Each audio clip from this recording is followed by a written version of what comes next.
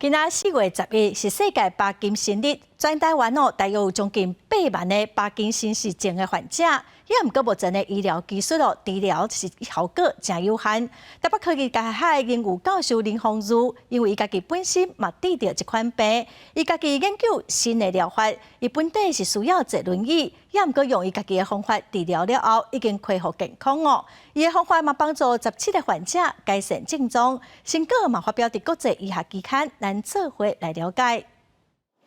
加进红外线的设备搭伫个头壳，活化已经受损的细胞，搭配补充清水，避免细胞过度破坏老化。这就是当咧研究的帕金森症新疗法。北科大应有教授林宏儒2010年确诊帕金森症，经过7年的研究，18个患者的临床试验，发现这个疗法改善因的运动障碍问题。另外，身为患者，伊家己也亲身试验。我在开始使用的前一天。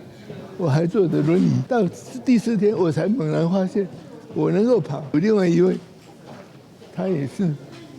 当天就能够跑，可以大幅的提升行动力，有效的改善一些行动障碍，以及